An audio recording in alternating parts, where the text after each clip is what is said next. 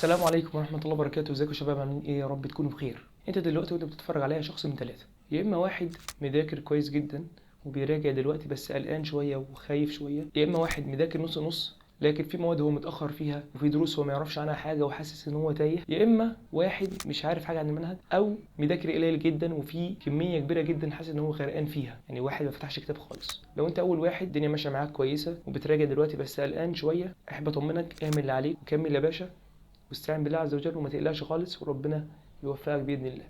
لو انت بقى التاني اللي مذاكر نص نص وفي دروس محتاج ان انت تذاكرها بس دروس مش كتيره، يعني احب اطمنك برضو وحاول انت كده تنظم نفسك وتذاكر الدروس دي وبعد كده تبدا في مراجعتك. تمام؟ لو انت بقى ضايع خالص وما فتحتش كتاب او في كميه كبيره جدا عليك ما ذاكرتهاش ومش عارف تعمل ايه وحاسس ان انت غرقان في المواد، الحل ايه؟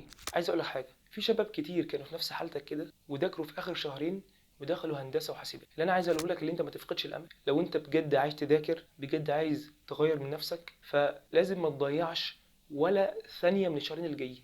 ما ينفعش ثانيه تضيع، يعني كل ثانيه لازم تنجز فيها حاجه.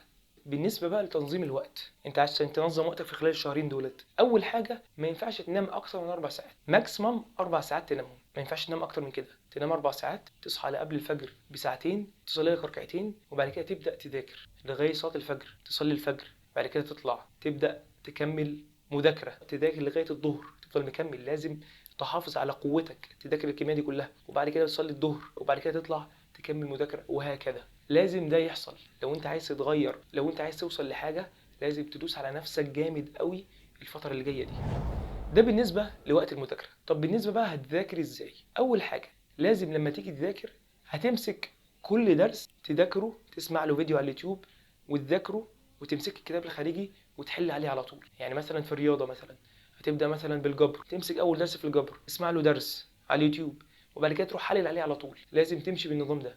طب هتذاكر قد ايه بقى في اليوم؟ انت دلوقتي قدامك شهرين، شهرين يعني 8 اسابيع. لو كل ماده اديت لها اسبوع تمسك كل ماده تذاكرها كويس جدا، كده هيتبقى معاك اسبوعين. فانت ممكن تخلي لكل ماده اسبوع والرياضه تخلي لها 3 اسابيع عشان الكميه. مثال مثلا على الكيمياء، الكيمياء عندك في حدود ال 26 درس، فانت في اسبوع تقدر تخلصها وتراجع عليها كمان. لو انت خدت كل يوم 6 دروس ذاكرتهم وحليت عليهم، يتفضل معاك يومين وشويه فتقدر تراجع فيهم كمان. يبقى انت لو عملت كده باذن الله هتعرف توصل لحاجه كويسه وتوصل باذن الله لهدفك.